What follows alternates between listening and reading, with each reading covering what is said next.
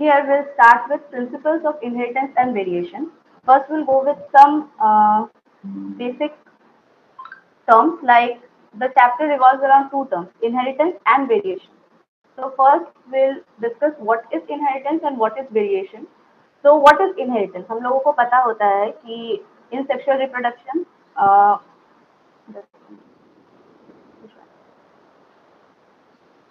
in sexual reproduction what happens, we get characters from both our parents, right? तो जो characters हमें अपने parents से मिलता है, ठीक है, वो जो प्रोसेस है जिससे हमें अपने कैरेक्टर्स हम अपने पेरेंट्स से एक्वायर करते हैं उसको बोलते हैं inheritance. So inheritance is a process by which characters are passed on from parents to progeny, and this is the basis of the heredity. ये जो पासिंग ऑन होता जा रहा है जनरेशन आफ्टर जनरेशन, जो कैरेक्टर्स पास ऑन होता जा रहा है, इस प्रोसेस को हम लोग क्या बोलते हैं, इनहेरिटेंस. और वेरिएशन किसको बोला जाता है, variation is the degree by which the progeny differs from their parents. अब हम लोग की ही बात करें तो हम लोग एकदम टोटली अपने मम्मी या टोटली अपने पापा की तरह तो नहीं दिखते. There are certain variations, right? So, when there are variations, then কোথায় only ফোনটা ফাফড়ে দিয়েছো? the evolution can take place. So, variation is the basis of the evolution. अगर variation नहीं होगा, तो দাদা हम ফোন लोग का করছে। evolution process भी नहीं चल पाएगा. So, in sexual reproduction, what happens? There is a difference between the progeny and the parents. तो उस difference को हम लोग क्या बोलते हैं? जो degree of difference है, जिससे हम लोग vary करते हैं अपने parents से, that is known as variation. Clear about that? Yes, ma'am. Okay. So now, genetics. Uh, Whenever we talk about genetics, हम लोगों को एक नाम जरूर सुनने में आता है, that is J Mendel, sorry, Gregor Johan Mendel. ये हम लोगों के, जिन्होंने one of the first experiment जो किया था जेनेटिक्स पे, जिन्होंने जेनेटिक्स का पूरा बेसिस रखा था, so that is Gregor Mendel. उन्होंने क्या किया था, उन्होंने हाइब्रिडाइजेशन एक्सपेरिमेंट किया था किसपे, गार्डन पीस पे, for 7 years. And they propose the law of inheritance in living organism. अब इसमें से क्वेश्चन आपको क्या क्या आ सकता है, कि जो फैक्ट आपको याद रखना है कि किसने किया था, ग्रेगर जोहान मेंडल ने. किस चीज से किया था, pisum sativum, that is your garden pea. This is very important, बहुत फ्रीक्वेंटली पूछ लिया जाता है हम लोगों के एंट्रेंस एग्जाम्स में कि what is the species that Mendel works on. तो ये नाम याद रखना, pisum sativum, that is garden pea. Then Mendel ने 14 ट्रू ब्रीडिंग प्लांट्स सिलेक्ट किए थे. Now what do you mean by true breeding plants? By true breeding plants, we mean the plants that have been self-pollinated for several generations to create a stable line of inheritance. मतलब जिनको generation after generation हमने क्या किया, self pollinate किया है, ताकि हम लोग को एक स्टेबल जीन पूल वहां पे मिल जाए, ठीक है. तो उसको हम लोग बोलते हैं ट्रू ब्रीडिंग प्लांट्स. और 14 ट्रू ब्रीडिंग प्लांट्स उन्होंने पेयर में लिया था. तो 14 को अगर पेयर में लेंगे तो हम देखेंगे उन्होंने कितना कैरेक्टर्स लिया था, टोटल 7 contrasting characters उन्होंने लिया था, to carry out the whole process of the hybridization and lay down the basis of genetics at that time. ठीक है.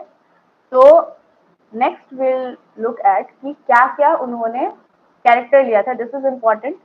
इसमें से कोई भी एक कैरेक्टर का आपको डोमिनेंट रिसेसिव पूछ सकते हैं, या फिर क्वेश्चन ऐसे भी आ सकता है कि which of this is a recessive trait करके आपको 3 डोमिनेंट दे देंगे, एक रिसेसिव रहेगा आंसर में, and you have to identify that. तो ये वाला आप थोड़ा सा याद कर लीजिएगा कि जो कैरेक्टर्स है, 7 कैरेक्टर्स उन्होंने क्या क्या लिए थे, will see one by one. पहला है सीड शेप. तो सीड शेप में दो टाइप का होता है, राउंड एंड रिंकल्ड.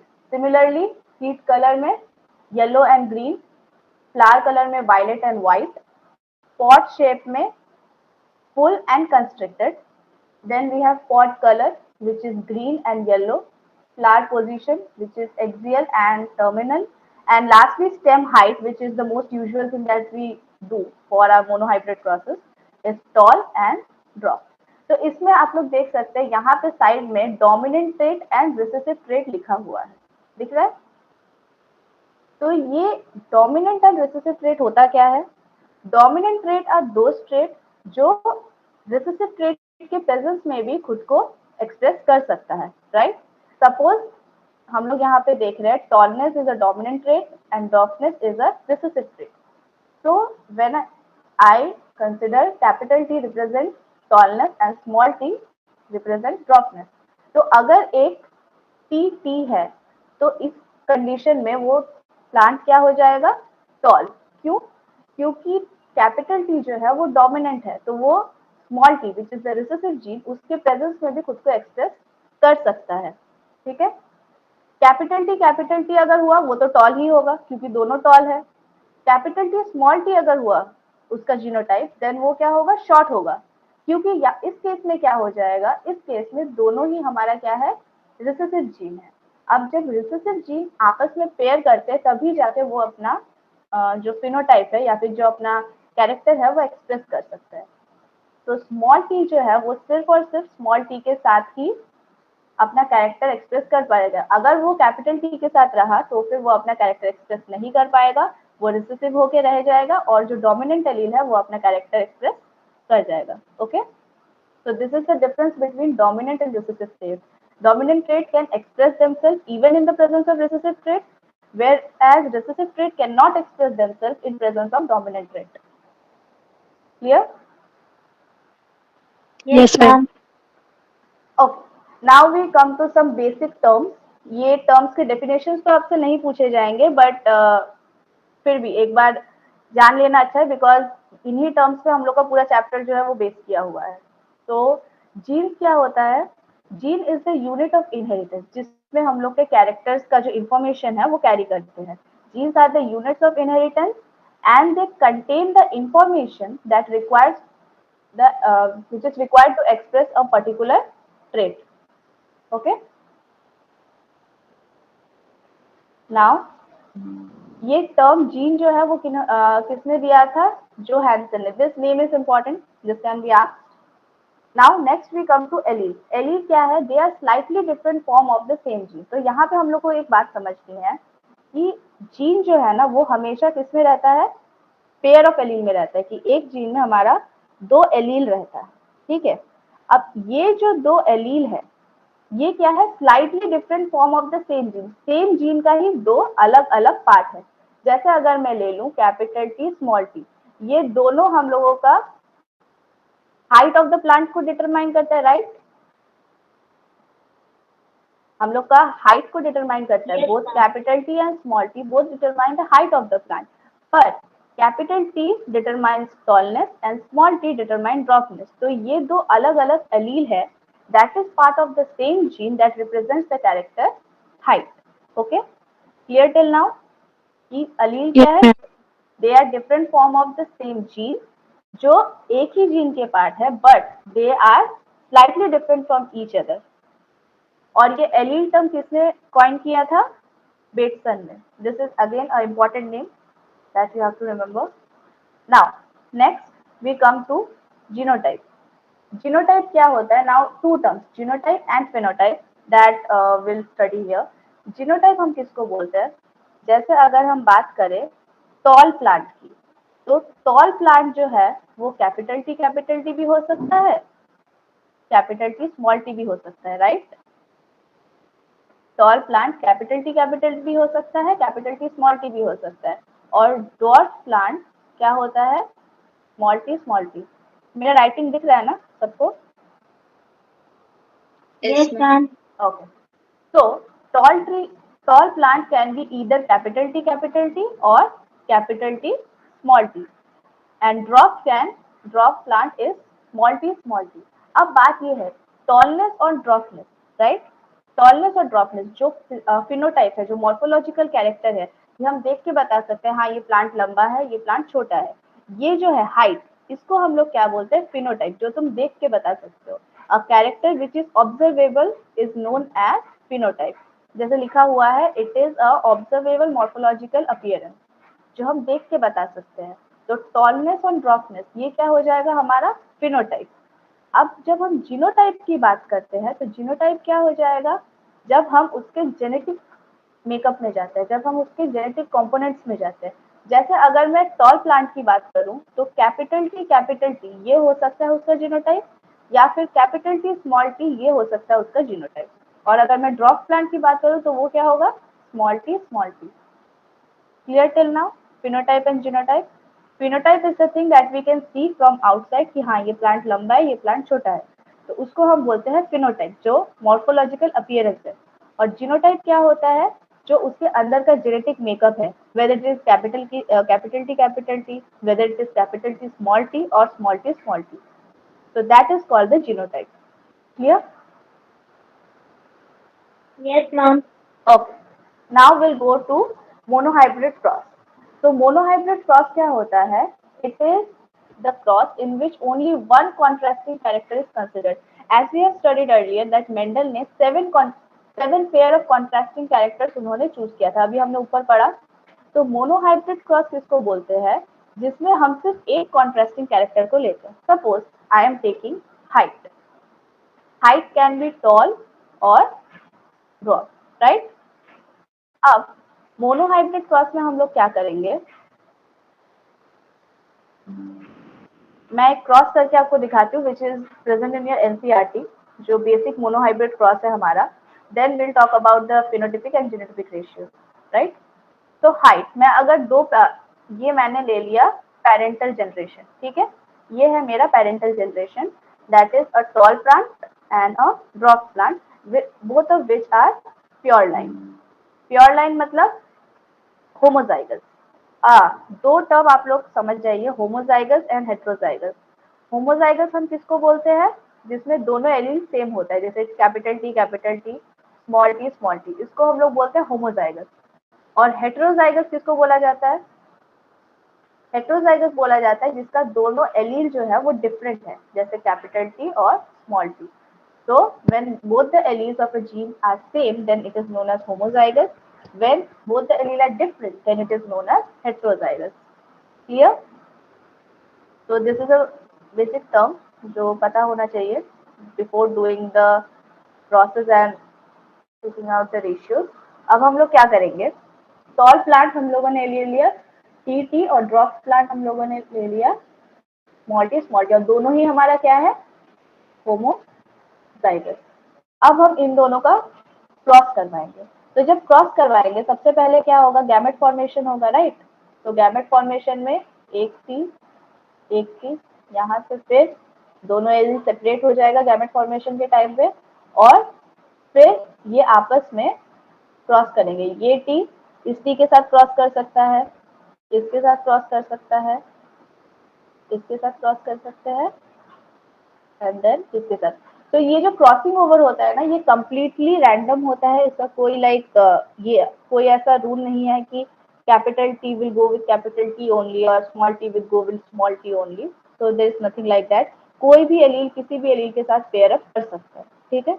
तो इस केस में हम लोग देख रहे हैं कि जो हमारे सारे प्रोजेनीज है उनका जीनोटाइप क्या आ गया? Capital T small T. और कैपिटल टी स्मॉल टी अभी हमने ऊपर पढ़ा कि क्या है? टॉल है, because capital T is a dominant trait, it will mark the effect of the recessive trait. तो F1 जनरेशन में ऑल प्लांट्स आर टॉल। ये हो गया हमारा F1 जनरेशन। अब ये तो बहुत सिंपल था, बट बात हम लोग जब रेशियोज की बात करते हैं वो उसके लिए हम लोगों को क्या करना पड़ेगा? F2 जनरेशन देखना पड़ेगा। तो F2 जनरेशन के लिए हम लोग क्या करेंगे? अब F1 जनरेशन में हम लोगों को क्या मिला था? Capital T small T, capital T small T, ये है हमारा F1 जनरेशन, राइट? इसको अब हम आपस में क्रॉस करवाएंगे। तो वापस से इनका गैमेट्स हम लोग प्रिपेयर करेंगे, तो वो हो जाएगा capital T small T, capital T small T. अब एक पुनेट स्क्वायर बना लेते हैं। आप लोगों ने Punnett square you familiar with, right? Yes, ma'am. तो हम लोग पुनेट स्क्वायर बना लेंगे, कैपिटल टी स्मॉल टी, ये हमारा एक गैमेट, यहाँ पे कैपिटल टी स्मॉल टी, ये हमारे दूसरे पेरेंट का गैमेट, ठीक है? अब हम इनको क्या करवाएंगे? क्रॉस करवाए। तो यहाँ हम क्या देख रहे हैं? हमें क्या मिला?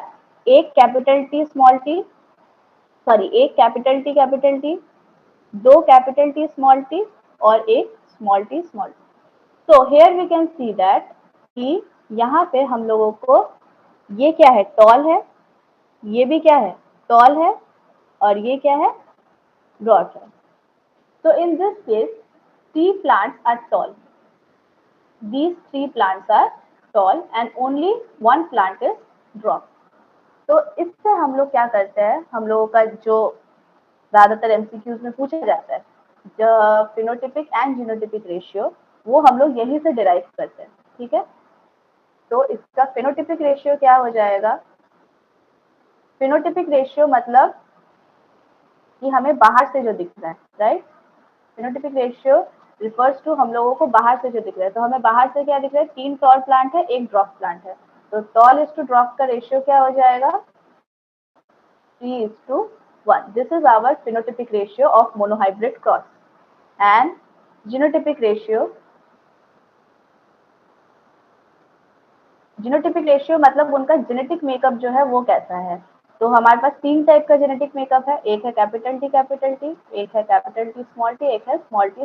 तो ये 3 टाइप का जेनेटिक मेकअप है हमारे पास, और इसका रेशियो क्या है, 1:2:1।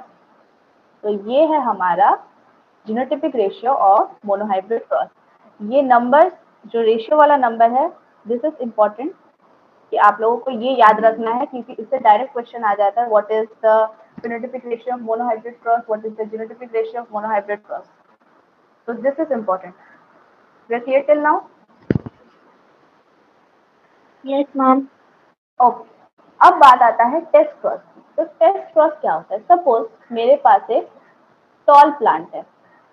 अब टॉल प्लांट हम लोग को बाहर से तो दिख रहा है कि टॉल प्लांट है, अब उसके अंदर कैपिटल टी है या उसके अंदर कैपिटल टी स्मॉल टी है, वो हमें कैसे पता चलेगा, क्योंकि ड्रॉप प्लांट का तो पहचानना इजी है, क्योंकि dwarf plant can only be small T, right. But tall plant can either be capital T और it can be capital T small T. तो एक प्लांट को बाहर से देख के तो हम बता नहीं पाएंगे कि उसमें कैपिटल टी है या कैपिटल टी स्मॉल टी है। तो उसको जानने के लिए हम लोग क्या करते हैं, टेस्ट क्रॉस करते हैं। टेस्ट क्रॉस का मतलब क्या होता है, it is the cross in which a plant with unknown genotype is crossed with the recessive parent. Recessive parent मतलब हम इसको क्या करेंगे, स्मॉल टी, ये हमारा रिसेसिव है, इसके साथ हम क्रॉस करवाएंगे। तो जब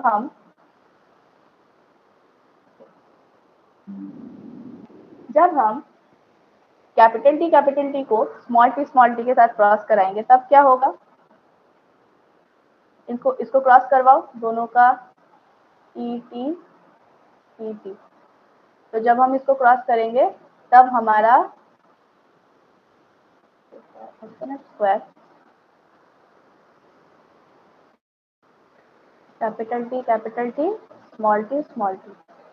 तो इस केस में हम लोग देख रहे हैं कि हम लोग का चारों प्रोजेनी जो होगा वो क्या होगा, all 4 progenies will be toll, ठीक है। तो चारों प्रोजेनी हमारा टॉल होगा अगर वो कैपिटल टी हुआ। पर अगर वो कैपिटल टी स्मॉल टी हुआ, तो कैपिटल टी स्मॉल टी को हम लोग टी के साथ अगर करवाएंगे क्रॉस, तब क्या होगा, देन रिजल्ट हमारा थोड़ा डिफर हो जाएगा, कैपिटल टी स्मॉल टी। तो यहाँ पे हम लोग देखेंगे,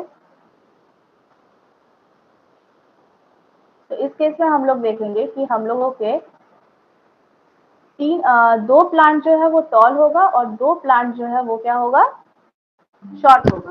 तो इस केस में 2 प्लांट, हम लोग यहाँ पे एक मिनट में कलर चेंज करके आप लोग, ये वाला प्लांट और ये वाला प्लांट टॉल होगा, जबकि ये दोनों क्या होगा, ड्रॉप होगा। तो हमारे यहाँ पे टॉल इज टू ड्रॉप का रेशियो जो है वो क्या हो जाएगा, 1:1. 1:1 और 2:2। टॉल इज टू ड्रॉप का रेशियो आपका क्या हो जाएगा, 1:1, मतलब 50-50 होगा। तो ऐसे रिजल्ट से हम लोग को पता चल जाएगा कि वो कैपिटल टी था या स्मॉल टी कैपिटल टी था, ठीक है। तो whenever a plant with a unknown genotype is crossed with the recessive parent, recessive parent मतलब स्मॉल टी। तो टेस्ट क्रॉस हम उसी को बोलते हैं कि जब भी हम एक अननोन फिनोटाइप वाले प्लांट को रिसेसिव पैरेंट के साथ क्रॉस करवाते हैं, उस क्रॉस को बोला जाता है टेस्ट क्रॉस। टेस्ट क्यों बोला जा रहा है, क्योंकि यहाँ पे हम लोग इस प्लांट के जीनोटाइप का टेस्ट कर रहे हैं कि वो कैपिटल टी था या कैपिटल टी स्मॉल टी था।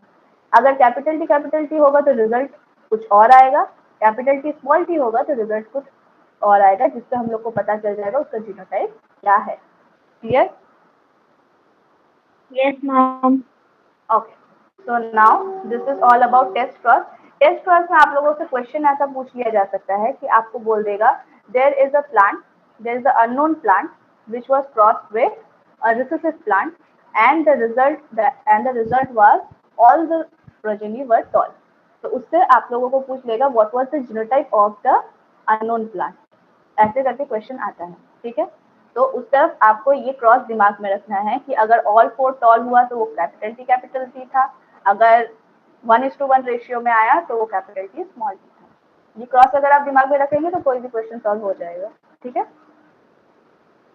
Next we come to dihybrid cross.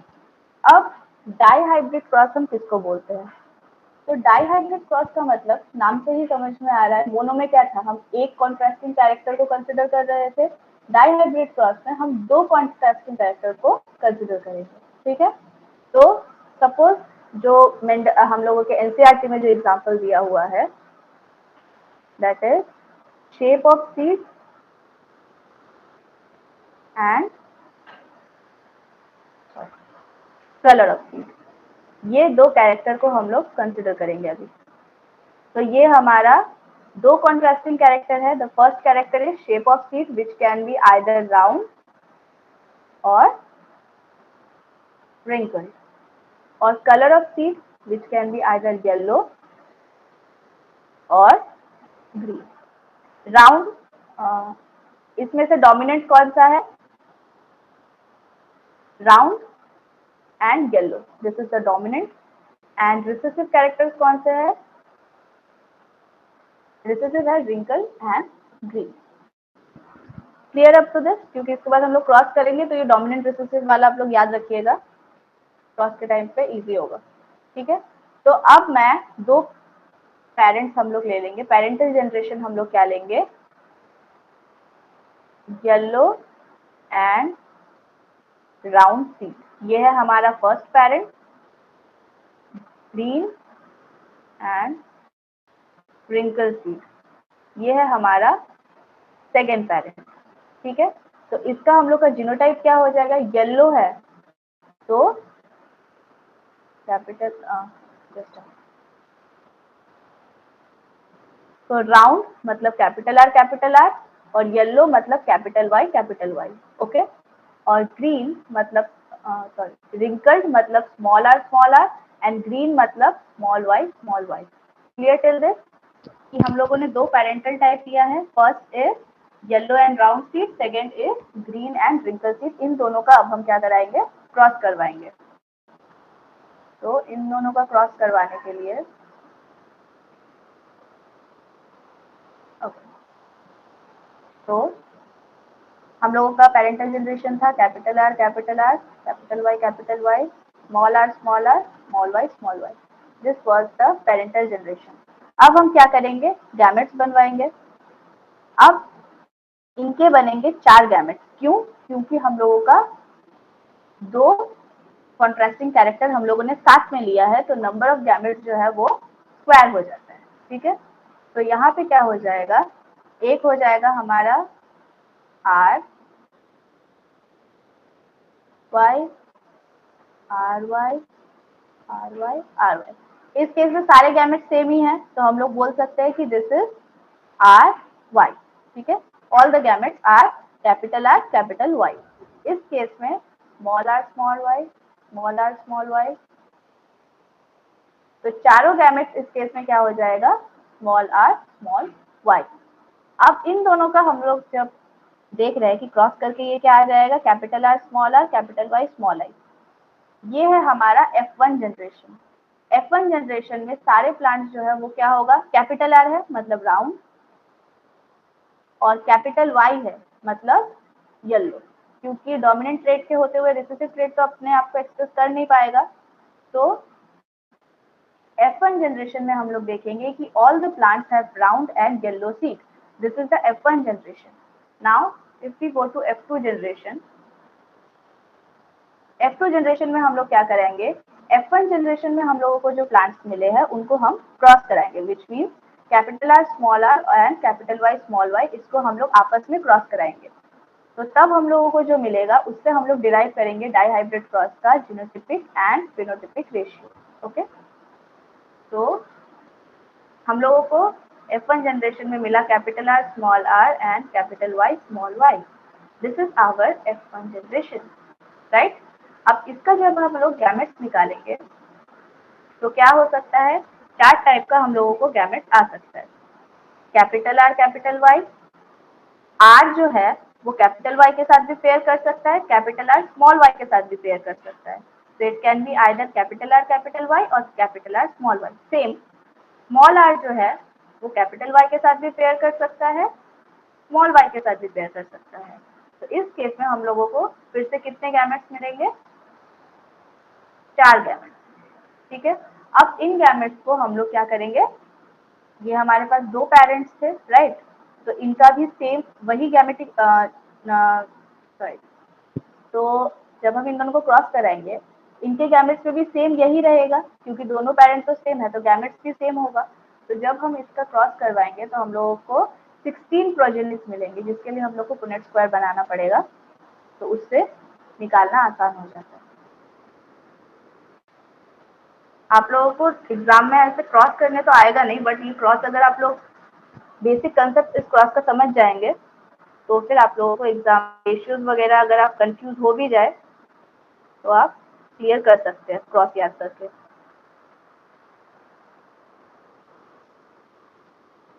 Okay, तो 4 टाइप का गैमेट था हमारा, capital R capital Y, capital R small Y, small R capital Y, small R small Y, right.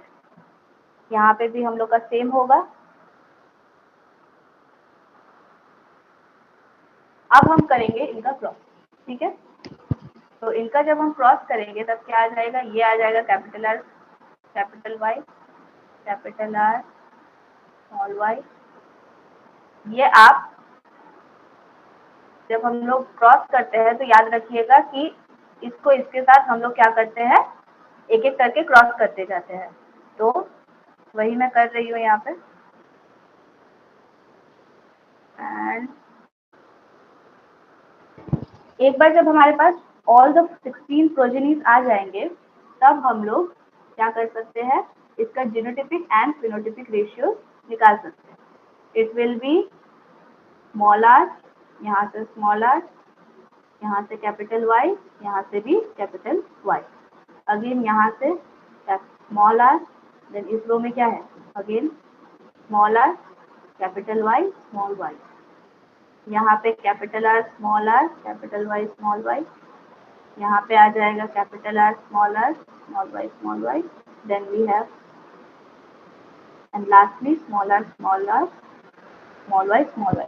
तो ये है हमारा डाइहाइब्रिड क्रॉस का पुनेट स्क्वायर, ठीक है। ये कौन सा जनरेशन है, F2 जनरेशन, और हम लोगों को पता है कि फिनोटिपिक एंड जीनोटिपिक रेशियो हमें F2 जनरेशन से ही निकालना होता है, ठीक है। तो ये क्रॉस सबको समझ में आ गया। Then I erase it to write down the genotypic and phenotypic generation. Yes, ma'am. Okay, तो अब मोनोहाइब्रिड क्रॉस का जीनोटिपिक एंड फिनोटिपिक रेशियोज जो है वो बहुत ही आसान है। डाइहाइब्रिड का भी कुछ मुश्किल नहीं है, बट थोड़ा सा बड़ा है ऑफ कोर्स, क्योंकि हम लोग 2 कैरेक्टर को कंसीडर कर रहे हैं, तो it's different than the monohybrid cross. तो यहाँ पे अब हम लोग लिखेंगे फिनोटिपिक रेशियो। सबसे पहले फिनोटिपिक रेशियो आपका क्या होता है, हमें 4 टाइप का प्रोजेनी मिलता है, ठीक है। क्या क्या 4 टाइप का प्रोजेनी मिलता है, round and yellow, round and green, wrinkled and yellow, Wrinkled and green. yes, wrinkled and green. So these are the 4 type of progeny that we will get in the F2 generation. Okay, round and yellow, round and green, wrinkled and yellow, wrinkled and green. ये 4 type का progeny या फिर 4 type का seeds वाला plant हम लोगों को देखने को मिलेगा F2 जनरेशन में। अब इसका रेशियो क्या होता है, इसका रेशियो होता है 9:3 3:1. ओके, तो फिनोटिपिक रेशियो क्या होता है? 9:3:3:1. Clear till this? कि जब हम उस पुनेट स्क्वायर को अच्छे से ऑब्जर्व करेंगे तब हम देखेंगे कि we have 9 round and yellow seeds, 3 round and green seeds, 3 wrinkle and yellow seeds and 1 wrinkle and green seed. ठीक है, this is the phenotypic ratio. अब आते हैं जीनोटिपिक रेशियो में.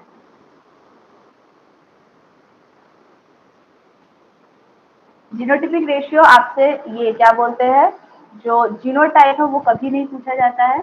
आपको जस्ट ये नंबर याद रखना है. ठीक है, which is 1:2:2:1:4:2:1:2:1.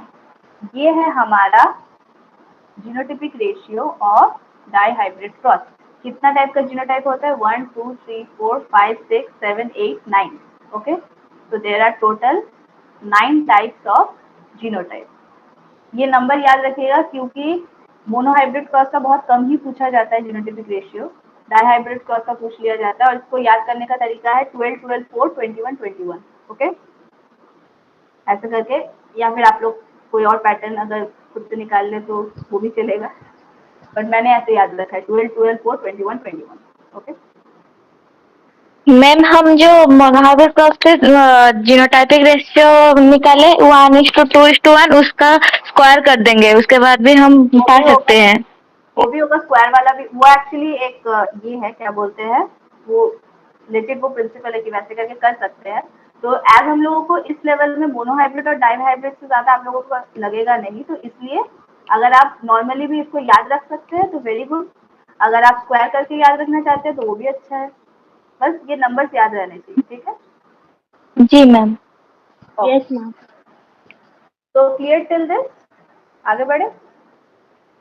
Yes, ma'am. Yes ma'am. Okay, तो ये हमारा हो गया मेंडल का monohybrid and dihybrid process. Now will go to principle और लॉज ऑफ इनहेरिटेंस. तो सबको पता ही है कि उन्होंने जो भी हाइब्रिडाइजेशन का एक्सपेरिमेंट किया था उससे उन्होंने 3 लॉज ऑफ इनहेरिटेंस हम लोगों को बताए थे. ठीक है, what are those laws? Law of dominance, law of segregation and law of independent assortment. तो हम लोग ब्रीफली इन तीनों को एक बार स्टडी कर लेंगे क्योंकि जनरली लॉज पूछा नहीं जाता है. मतलब आपको लॉ तो लिखने नहीं बोल देगा एग्जाम में, उस लॉ से क्वेश्चन आ सकता है कि कौन से लॉ में ये बताया गया था, ऐसे करके क्वेश्चन आ सकता है. तो लॉ ऑफ डोमिनेंस क्या कहता है कि सबसे पहले किसी भी कैरेक्टर को कौन डिटरमाइन करता है? जीन. और वो जीन जो होता है उसमें क्या रहता है? एलील. मतलब जीन हमेशा पेयर में रहता है और उसी पेयर को हम लोग बोलते हैं एलील. ठीक है, अब वो एलील जो है it can be either homozygous or it can be heterozygous. अगर होमोजाइगस है तब तो ठीक है, suppose capital T small T. अगर होमोजाइगस है then there is no issue, ये टॉल होगा ये शॉर्ट होगा. पर अगर वो हेट्रोजाइगस है तो उस केस में जो डोमिनेंट एलील है वो रिसेसिव एलील के इफेक्ट को पूरी मार्क कर देगा. यही है हमारा लॉ ऑफ डोमिनेंस. कि in heterozygous situation what happens, heterozygous situation में क्या होता है, डोमिनेंट एलील रिसेसिव एलील को मार्क कर देता है और हम लोग का फिनोटाइप है जो वो सिर्फ और सिर्फ डोमिनेंट एलील के अकॉर्डिंग ही आता है. जैसे इस केस में ये क्या होगा, टॉल प्लांट होगा, जबकि इसके एलील में स्मॉल टी भी तो है, तो स्मॉल टी ने तो अपना इफेक्ट दिखाया नहीं. तो इसी को हम बोलते हैं लॉ ऑफ डोमिनेंस. कि in presence in a heterozygous situation when two different type of alleles are present, dominant allele जो है वो रिसेसिव एलील के इफेक्ट को मार्क कर देगा और वो क्या करेगा, अपना इफेक्ट पूरी शो करेगा. तो इवन तो यहाँ पे स्मॉल टी है फिर भी वो प्लांट क्या है, टॉल है, क्योंकि capital T is the dominant allele और उसने स्मॉल टी को पूरी मार्क कर दिया है. ओके, तो इसे हम बोलते हैं law of dominance. Then we come to law of segregation. Law of segregation को law of purity of gametes भी बोला जाता है and this is very important because इससे क्वेश्चन आते हैं. Which law is known as the law of purity of gametes. ठीक है, तो लॉ ऑफ सेग्रीगेशन को law of purity of gametes भी बोला जाता है. क्यों बोला जाता है? क्योंकि लॉ ऑफ सेग्रीगेशन हमें क्या बोलता है कि अगर दो एलील है, suppose capital T and small T, वो कभी भी आपस में ब्लेंड नहीं होगा। There will be no blending in the alleles और इन द गैमेट। ठीक है, कैपिटल टी स्मॉल टी अगर है तो वो ब्लेंड नहीं होगा कभी भी आपस में, मतलब वो ब्लेंड होकर आधा नहीं हो जाएगा। तो इसे हम बोलते हैं लॉ ऑफ सेग्रीगेशन। ठीक है, इसीलिए बोलते हैं प्यूरिटी ऑफ गैमेट की। इससे जब गैमेट बनेगा तब एक को कैपिटल टी मिलेगा, एक को स्मॉल टी मिलेगा, कोई ब्लेंडिंग नहीं होगा। इसके पास थोड़ा सा स्मॉल टी चला गया, इसके पास थोड़ा सा कैपिटल टी चला गया, या दोनों ने मिलकर कोई और जीनोटाइप फिनोटाइप बना लिया, ऐसा नहीं होता है। ठीक है, each allele is discrete and when gamete formation occurs then what happens कि दोनों एलील जो है वो अलग अलग गैमेट्स में चले जाते हैं। So this is law of segregation, which is also known as purity of gametes. Clear till this? Yes, ma'am. Okay. So third we have the last law, law of independent assortment. Law of independent assortment हमें क्या बोलता है कि जब भी हम दो character को कंसिडर करते हैं, जैसे अभी हमने ऊपर देखा राउंड राउंड एंड ये seed colour of seed and हमारा शेप ऑफ सीड, तो ये दो कैरेक्टर है। जब भी हम लोग दो कैरेक्टर को कंसिडर करते हैं, ठीक है, ये है हमारा सीड है, तो इसका तो सारा gamete capital R capital Y बनेगा, इसका सारा gamete capital R small Y बनेगा। तो इन दोनों होमोजाइगस कंडीशन में कोई दिक्कत नहीं होता है। ठीक है, होमोजाइगस कंडीशन का सारा होमोजाइगस अगर कोई प्लांट है उसका सारा गैमेट सेम होगा तो उसमें कोई दिक्कत नहीं होता है। बट हम लोगों का दिक्कत कहाँ आता है, जब हेट्रोजाइगस कंडीशन आ जाता है। तो ये तो हेट्रोजाइगस कंडीशन है, एक कैपिटल आर है एक स्मॉल आर है, एक कैपिटल वाई है एक स्मॉल वाई है, तो this is a heterozygous condition. इसका जब गैमेट फॉर्मेशन होता है तब कैसा होता है, capital R can pair with both capital Y and small R can pair with both capital Y and small Y. मतलब ऐसा नहीं है कि कैपिटल आर कैपिटल वाई के साथ बंधा हुआ है या स्मॉल आर स्मॉल वाई के साथ बंधा हुआ है। ठीक है, law of independent assortment says that whenever there is whenever we consider two characters, then the assortment of allele of one character is independent of the other character। मतलब capital R जो है उसका असॉर्टमेंट, उसका segregation is completely independent of Y. ठीक है, capital R capital Y के साथ भी पेयर कर सकता है, कैपिटल आर स्मॉल वाई के साथ भी पेयर कर सकता है। It is not bound to any one of them. ठीक है, सिमिलरली अगर हम वाई की बात करें तो ये भी कैपिटल आर के साथ भी पेयर कर सकता है, स्मॉल आर के साथ भी पेयर कर सकता है। ठीक है, तो कोई ऐसा रिस्ट्रिक्शन या फिर ऐसा कोई रूल नहीं है कि capital Y will go only with capital R और small R will go only with small Y. ठीक है, तो लॉ ऑफ इंडिपेंडेंट असॉर्टमेंट हम लोग को यही कहता है कि जब भी दो कैरेक्टर्स है, when those two characters are when the alleles of those two characters are separated during the gamete formation, तब क्या होता है कि एक कैरेक्टर का एलील दूसरे कैरेक्टर के एलील से पूरा पूरी इंडिपेंडेंट होता है सेग्रीगेशन से, कोई भी किसी के साथ भी पेयर कर सकता है। ठीक है, क्लियर टिल दिस? जी मैम। ओके, तो ये था हमारा लॉ ऑफ इंडिपेंडेंट असॉर्टमेंट। अब मेंडल ने जितने लॉ दिए थे they were universal, almost universal, but कुछ कुछ एक्सेप्शन है जिसको हम बोलते हैं एक्सेप्शन टू मेंडेलियन प्रिंसिपल। ठीक है, क्योंकि मेंडल ने बहुत जो पी प्लांट लिया था उसमें लिंकेज वगैरह था नहीं, तो इसलिए उनको इतना डिस्क्रीट रिजल्ट मिल गया। बट कुछ कुछ एक्सेप्शन होता है जो कि हम लोग देखेंगे, हम लोग के एनसीईआरटी में जो दो एग्जाम्पल दिया हुआ है, इनकम्प्लीट डोमिनेंस एंड को डोमिनेंस। अगर हम लोग मेंडल के रूल्स को फॉलो करें तो इनकम्प्लीट डोमिनेंस और को डोमिनेंस कभी होना ही नहीं चाहिए था। बट अगर ये नेचर में एग्जिस्ट करता है मतलब there are some exceptions to those laws. Okay, तो इनकम्प्लीट डोमिनेंस इसका एग्जांपल बहुत ही कॉमन जो है हमारा स्नैपड्रैगन डॉग फ्लावर या फिर एंथीरियम जिसको हम लोग बोलते हैं। ठीक है, ये तीनों नाम याद रखिएगा, कोई भी एक पूछ सकता है, मतलब ये एक ही स्पीशीज का तीन अलग अलग नाम दिया हुआ है आपको। इसमें क्या होता है, इसमें हम लोग फ्लावर कलर जो है वो तीन टाइप का होता है। ठीक है, तो इसको हम लोग एक क्रॉस करके देखते हैं कि जो वाइल्ड टाइप है, ठीक है, दो ही कलर, एक है हमारा रेड फ्लावर, एक है हमारा व्हाइट फ्लावर। तो रेड फ्लावर जो है वो कैपिटल है, व्हाइट फ्लावर जो है वो व्हाइट फ्लावर हमारा क्या है, स्मॉल आर स्मॉल आर। अब इन दोनों को जब हम क्रॉस कराएंगे तो हमारा F1 जनरेशन में क्या आएगा, कैपिटल आर स्मॉल आर। तो अगर हम मेंडल के रूल को फॉलो करें तो कैपिटल आर स्मॉल आर को क्या होना चाहिए, रेड होना चाहिए, राइट, क्योंकि मेंडल ने बोला था in presence of dominant gene dominant allele recessive allele अपना इफेक्ट नहीं दिखा पाए। तो अगर हम मेंडल के रूल को फॉलो करें this F1 generation flower should be red, but ऐसा होता नहीं है। ये F1 जनरेशन का जो फ्लावर होता है वो होता है पिंक, ना रेड ना व्हाइट, दोनों के इंटरमीडिएट होता है, ठीक है। तो ये जब आता है तब हम लोग को सोचने पे मजबूर कर देता है कि यहाँ पे मेंडल का लॉ फॉलो नहीं हो रहा है। तो यहाँ पे क्या हुआ कि रिसेसिव जीन के रहते हुए डोमिनेंट जीन जो है वो अपना पूरा इफेक्ट नहीं दिखा पा रहा है, इसीलिए जो कलर है वो इन बिटवीन आ जाता है, ना रेड ना व्हाइट बट इन बिटवीन एक कलर आता है जिसको जो पिंक है, ठीक है। तो इसी को हम बोलते हैं इनकम्प्लीट डोमिनेंस, ठीक है, कि डोमिनेंट एलील पूरी तरीके से अपना इफेक्ट नहीं दिखा पाया। जो कलर रेड होना चाहिए था वो रेड की जगह क्या हो गया, पिंक हो गया। So this is called incomplete dominance. In presence of the recessive allele, dominant allele is incapable of producing its full effect.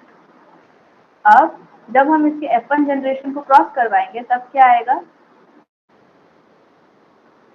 हम लोग का इसका F1 जनरेशन क्या है, capital R small R, that are pink flowers.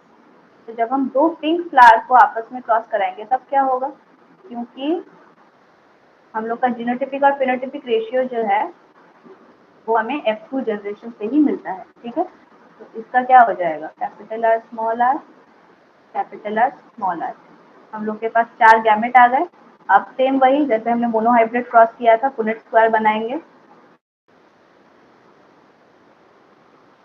Punnett square बना के क्या करेंगे, capital R small R, capital R small R. तो कैपिटल आर ये हो गया। तो हम लोग को यहाँ दिखने में मिल रहा है ये है हमारा रेड, कैपिटल आर क्या है, red, capital R small R क्या है, पिंक, और स्मॉल आर क्या है, व्हाइट। इनका रेशियो क्या है, 1:2:1, very important again, ratio of incomplete dominance. और इसका phenotypic and genotypic ratio same होता है। फिनोटिपिक रेशियो देखें तो red is to pink is to white, genotypic ratio देखें तो capital R is to capital R is to small R. तो incomplete dominance के केस में क्या होता है, जीनोटिपिक और फिनोटिपिक रेशियो दोनों सेम होता है, दैट इज 1:2:1। पर ये मेंडल के अकॉर्डिंग अगर हम मेंडल के लॉज को फॉलो करें this should not happen, but as it is occurring in the nature which means there are certain exception to Mendel's principle. समझ में आया इनकम्प्लीट डोमिनेंस? Yes, ma'am. इसमें इंपॉर्टेंट है ये रेशियो याद रखना।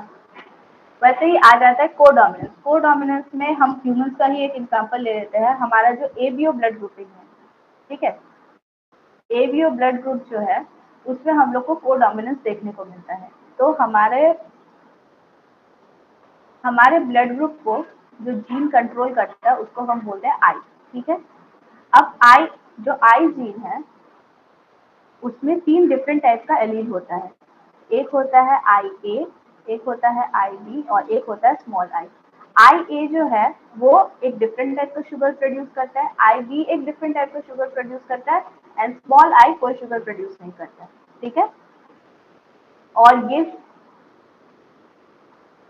ठीक है, तो इसमें हम लोग क्या करेंगे, यहाँ पे हम लोग को देखने को मिलता है कि अगर हम लोग आई ए और आई बी इन दोनों को अगर हम लोग क्रॉस कराएंगे तो हम लोग को देखने को मिलेगा आई ए आई बी, ठीक है, जो कि हम लोग का क्या है। अब बात ऐसा है कि ये दोनों जो है ये आपस में है कोडोमिनेंट, मतलब ना ही कोई किसी को डोमिनेट कर पा रहा है और ना ही कोई किसी से डोमिनेट हो रहा है, ठीक है। तो no one is dominant, no one is recessive, तो ये दोनों ही अपना इफेक्ट दिखाता है, इसीलिए हम लोग को ह्यूमंस में ए बी ब्लड ग्रुप देखने को मिलता है। अगर कोडोमिनेंस नहीं होता नेचर में तो फिर हमें ए बी ब्लड ग्रुप कभी देखने को नहीं मिलता, ठीक है। तो I A and I B ये दोनों क्या है, कोडोमिनेट है। तो जब ये आपस में एक साथ आते हैं तो कोई किसी को डोमिनेट नहीं कर पाता, दोनों ही अपना इफेक्ट दिखाते हैं, तो दैट इज कॉल्ड कोडोमिनेंस। और स्मॉल आई जो है वो रिसेसिव है। अगर मैं बात करूं कैपिटल ए आई की, तो ये क्या हो जाएगा, ब्लड ग्रुप ए हो जाएगा इसका। क्यों? क्योंकि स्मॉल आई रिसेसिव है। कैपिटल आई स्मॉल आई की, तो ये हो जाएगा बी। अगर स्मॉल आई रहा तब जाके वो कौन सा ब्लड ग्रुप होगा, ओ। ठीक है, जिसको हम बोलते हैं ओ ब्लड ग्रुप। तो कोडोमिनेंस सबको समझ में आया कि आपस में वो एक दूसरे को डोमिनेट नहीं कर पाते हैं और दोनों ही अपना इफेक्ट दिखाते हैं, जिसका बेस्ट एग्जांपल है हमारा human blood type A B. Clear? ये आपका ये एनसीईआरटी का एक टेबल है जिसमें 6 different type of blood groups और उसका जीन कैसे वो बना हुआ है, मतलब कैसे उसके क्रॉसिंग ओवर से वो बनता है, वो दिखाया गया है। तो हम इसको ब्रीफली जस्ट एक्सप्लेन करेंगे and then will finish the class. Okay, तो आई ए जब साथ में होता है तो क्या होता है, एक मिनट देखिए, आई ए जब साथ में होता है तब ए। आई बी जब होता है, दोनों को डोमिनेंट है, तो ए बी।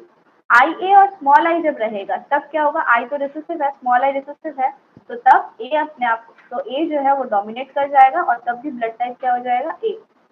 आई ए जब होगा तब भी ए बी होगा। आई बी दोनों होमोजाइगस है, तो ये तो बी ही होगा। आई बी और स्मॉल आई, यहाँ पे आई बी क्या है, डोमिनेंट है, तो ये स्मॉल आई को पूरी तरीके से मास्क कर देगा, इसीलिए वो ब्लड टाइप क्या होगा, बी। जब दोनों स्मॉल आई आपस में आएगा तभी जाके हम लोग को कौन सा ब्लड टाइप देखने को मिलेगा, ओ। तो ऐसे करके हमारे ह्यूमन बींग्स में 6 different type of blood type जो हम लोग को देखने को मिलता है। ठीक है, ये क्या बोलते हैं, ब्लड टाइप एक्चुअल में 4 ही होता है, A B and O. But 6 हम लोग क्यों बोलते हैं, क्योंकि ये ए जो है ये आई ए भी हो सकता है, आई ए स्मॉल आई भी हो सकता है। सिमिलरली बी जो है वो आई भी हो सकता है, आई भी हो सकता है, और आई बी स्मॉल आई भी हो सकता है। इसीलिए हम लोग 6 बोलते हैं, 1 2 3 4 5 6। 6 जीनोटाइप होता है, बट फिनोटाइप कितना होता है, 4। ठीक है, clear till this? Yes, ma'am. Okay then, so this is it for today. बाकी हम लोग नेक्स्ट क्लास में कंटिन्यू करेंगे।